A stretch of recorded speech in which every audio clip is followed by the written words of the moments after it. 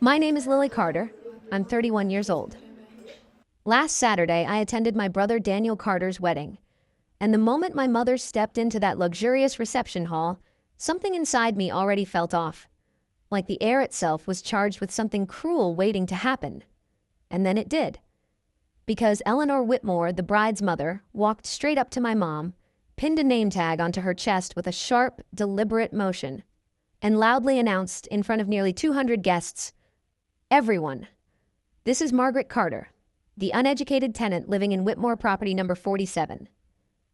We've been kind enough to let her stay there for free all these years." And just like that, the room erupted into laughter. The kind that spreads quickly when people feel safe being cruel. While my mother, the woman who had raised 2 children alone after my father died, working himself to the bone to pay for that house, stood there trembling, her head lowered, her hands shaking, tears filling her eyes as if the ground beneath her had just disappeared. And when she turned to leave, unable to bear another second of it, I grabbed her hand firmly and said, loud and clear so anyone close enough could hear, "Mom, we're going home right now." Because what the Whitmores didn't know, what none of them knew as they laughed and sipped champagne under crystal chandeliers, was that for the past 3 months I had been quietly, methodically building a federal fraud case against them. And they had just made the biggest mistake of their lives, because they humiliated my mother on Saturday. But by Monday, I was going to take back everything they had stolen and dismantle their entire empire, piece by piece. But to understand how it got to that moment, you have to go back. Back to a promise made 22 years earlier, on April 15th, 2004, when I was just 9 years old. And my father, Michael Carter, left for work at 5:30 in the morning. Something I remember so clearly because I had been sitting at the kitchen table finishing homework I had forgotten the night before. And he poured coffee into his thermos, while my mother, Margaret, packed his usual lunch, turkey sandwich, apple, the same thing every day. And she was only 34 then, still young, her hands not yet worn down by years of endless work, and I remember him smiling, leaning in to kiss her forehead and saying, "5 more years of payments, Maggie. Then this house is ours. No more landlords, no more rent. Something real for our kids." And she smiled back, telling him not to overwork himself because he'd been pulling double shifts all week. But he just brushed it off, knelt down to ruffle my hair, and then walked over to where my older brother Daniel was sleeping on the couch, gently touching his shoulder without waking him, promising he'd bring pizza home for dinner, and then he picked up his lunchbox, stepped into his worn but clean steel-toed boots, and walked out the door. And he never came back. At the hospital, the doctor's words echoed like something unreal, something that didn't belong to our lives. We did everything we could. And my mother collapsed against the cold tile wall, her sobs filling that sterile hallway, while I stood there clutching Daniel's hand so tightly my nails dug into his skin, unable to understand what a cerebral hemorrhage even meant. Only that it meant my father wasn't coming home. Not ever. And after that, our small house in Dorchester filled with people bringing casseroles and sympathy. But none of it could fill the emptiness, and nights became quieter except for the sound of my mother crying behind a locked bathroom door with the water running, so we wouldn't hear her.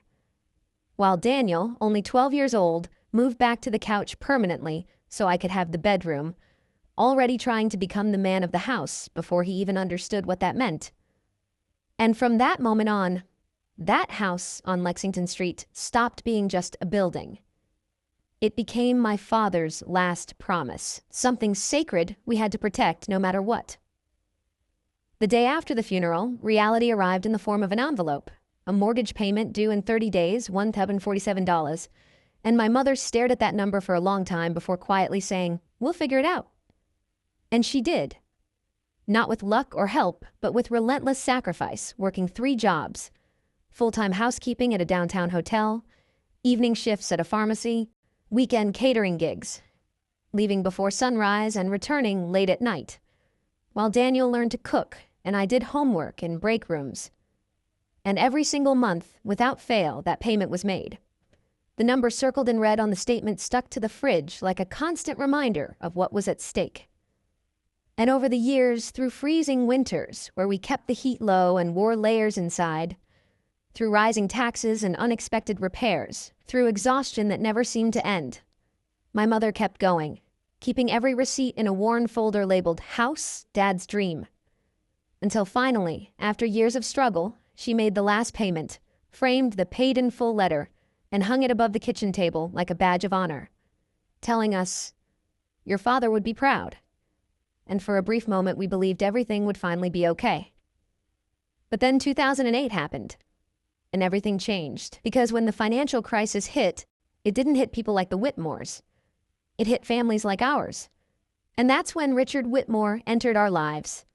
Charming, well-dressed, respected at church, offering help when my brother needed money for college, presenting what he called a simple refinance, spreading 27 pages of dense legal documents across our kitchen table, speaking in reassuring tones while my mother, whose English was good but not fluent in legal language, tried to trust him, signing where he pointed, not realizing that buried deep within those pages was a clause that transferred ownership of our home into his trust, leaving her with nothing but the right to live there until she died.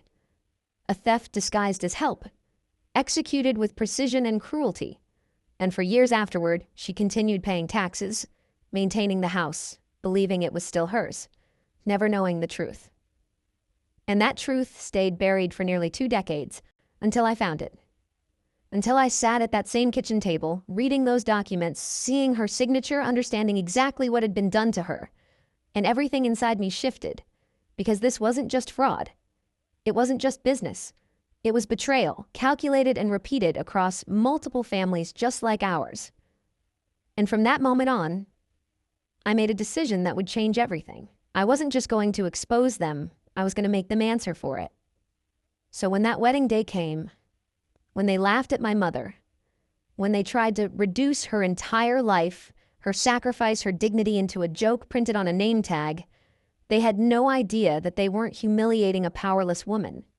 They were standing at the edge of their own downfall.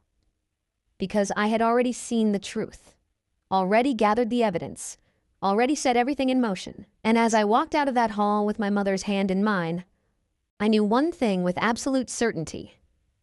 They thought they were untouchable. But they had just picked the wrong family to break. I remember exactly how the air shifted in that room the moment I stepped forward. Because up until then, everything had felt unreal. Like I was watching someone else's life unravel from a distance. Like the humiliation pinned to my mother's chest wasn't something I could touch or change. But the second my heels clicked against the marble floor, and every conversation began to fade into a low, uneasy murmur, I realized this was the point where silence would become complicity, and I had spent far too many years swallowing the truth to stay quiet now. I could still see my mother standing there, her hands trembling slightly at her sides, her forced smile cracking under the weight of 100 judgmental eyes. And behind her, Victoria's mother wore that same satisfied expression she'd had when she'd announced my mother's introduction, as if she had just delivered the highlight of the evening. As if reducing someone's entire life to a cruel label was entertainment. And for a split second, I thought about walking away, about sparing my mother another scene. But then I remembered the eviction notice, the hospital bills, the nights she spent pretending she wasn't in pain just so I wouldn't worry. And something inside me hardened into something unshakable. I didn't raise my voice at first, which is probably why people leaned in instead of tuning out. Because calm carries farther than anger ever does. And when I finally spoke, it cut clean through the room like glass. Since we're introducing people tonight, I said, my gaze locked directly on Victoria's mother, maybe we should make sure everyone gets a complete picture. And I saw it then. The flicker of uncertainty, small but real. The kind that only shows up when someone realizes they might not be in control of the narrative anymore. Ben shifted beside Victoria, his jaw tightening, his eyes warning me to stop before I even began. But that was the thing about truth. It doesn't ask for permission. It demands to be heard, and I had carried it alone long enough. I took another step forward, close enough now that there was no mistaking who I was addressing, and I let the silence stretch just long enough to make everyone uncomfortable before I continued. You see, what no one here knows is how that tenant you're so proud of mocking ended up in that situation in the first place. And this time when I paused, it wasn't hesitation. It was precision. Because every word mattered. Every detail was a thread I was about to pull loose from the carefully woven lie they had built. After my father died, we didn't lose our home because of bad luck, I said, my voice steady despite the storm building in my chest. We lost it because someone made sure we would. And now the room was completely silent. The kind of silence that presses against your ears. The kind that tells you people aren't just listening anymore. They're starting to understand.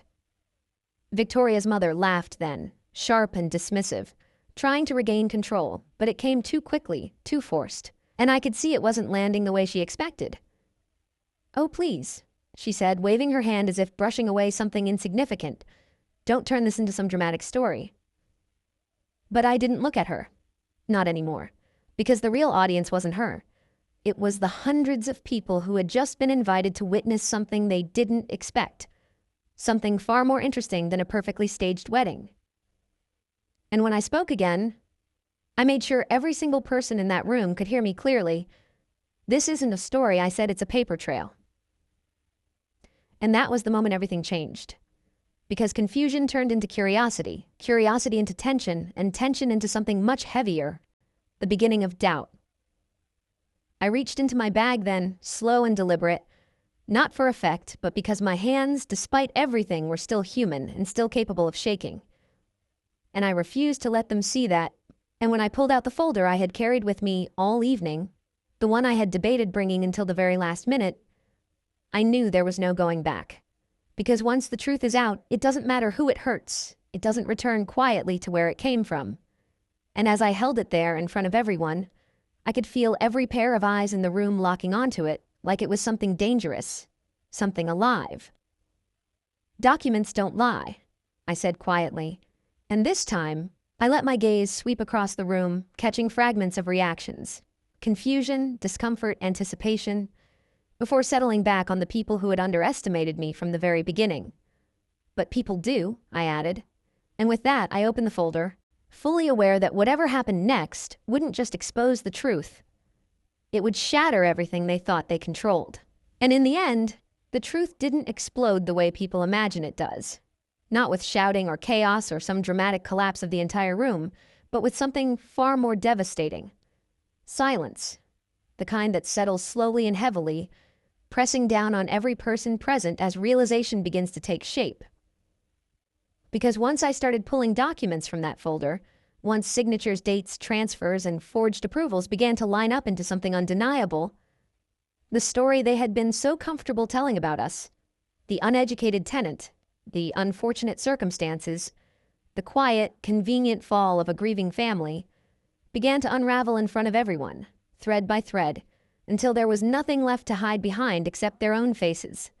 And those, I realized, were far less composed than they had been just minutes earlier. I didn't rush, not anymore, because this wasn't about anger. It was about precision, about letting each piece of evidence land exactly where it needed to. And when I finally said Ben's name, when I looked directly at my own brother and watched the color drain from his face in a way no performance could fake, I understood that this was the moment he had always hoped would never come. The moment where loyalty would no longer protect him, where silence would no longer shield him. Because the documents didn't just point to negligence or coincidence. They showed intent, coordination, signatures that shouldn't have been his but were. Transfers routed through accounts connected to Victoria's family. And suddenly, the narrative shifted entirely. Because this wasn't just a story about loss anymore. It was a story about design. Victoria's hand slipped from his arm, almost imperceptibly, but I saw it, just like I saw the way her mother's confidence cracked. Not loudly, not dramatically, but in the smallest ways, in the tightening of her jaw, in the way she stopped interrupting. Because even she understood that the room had moved past her, that whatever control she thought she had was gone, the second the truth became something tangible, something people could see instead of dismiss. And when one of the guests, someone I didn't even know, quietly asked, "Is this real?" It broke whatever illusion of normalcy remained, because that question didn't come with laughter or mockery. It came with doubt. And doubt is where power begins to shift. "I've already submitted copies," I said, my voice steady in a way that surprised even me, because somewhere along the way, fear had been replaced with something stronger, something rooted not in revenge but in certainty, to people who know exactly what to do with them. And I didn't need to say more than that, because the implication was clear, and it spread through the room faster than any accusation ever could, settling into the spaces between people, into the glances they exchanged, into the distance that began to form, subtle but undeniable, between the Whitmores and everyone else. Ben tried to speak then, tried to step forward, to explain or deny or reshape what was already collapsing around him. But the words didn't come out the way he needed them to. Because truth has a way of stealing the script from those who rely on it the most. And for the first time in my life, I didn't feel like the one being pushed to the edge of the room, the one being redefined by someone else's version of events. I felt still, grounded, untouchable, in a way that had nothing to do with power and everything to do with clarity. No one clapped, no one cheered, because this wasn't a victory you celebrate out loud. It was the kind that settles quietly, deeply, changing things in ways that don't need immediate recognition to be real. And as I closed the folder, as I turned away from the stage they had built so carefully for themselves, I didn't feel triumphant. I felt finished, like I had finally set something down that I was never meant to carry alone. Later, much later, when the noise of that night had faded into something distant and almost unreal, I sat beside my mother in a place that didn't feel temporary anymore. A place that wasn't defined by what we had lost, but by what we had reclaimed. And for the first time in years, she wasn't pretending to be strong for me. She simply was, in the quiet, steady way that had always been there beneath everything. And when she looked at me, really looked at me, there was no shame left, no apology lingering in her expression, just something simple and unbreakable. Relief. People would talk, of course they always do, and there would be consequences, investigations, unraveling threads that would stretch far beyond that one night. But those were no longer my responsibility, because justice, I had learned, isn't about standing in the wreckage and making sure everyone sees who caused it. It's about walking away once the truth is undeniable, once it no longer needs you to defend it. And as I stepped out into the cool night air, leaving behind the lights, the whispers, and the carefully constructed world that had finally collapsed under its own weight, I realized something that no one had been able to take from me, no matter how hard they tried. They could rewrite the story for a while. They could twist it, bury it, dress it up as something it was never meant to be. But in the end, the truth doesn't disappear. It waits, patient and unyielding, until the moment someone is strong enough to bring it back into the light. And this time it didn't just return, it stayed.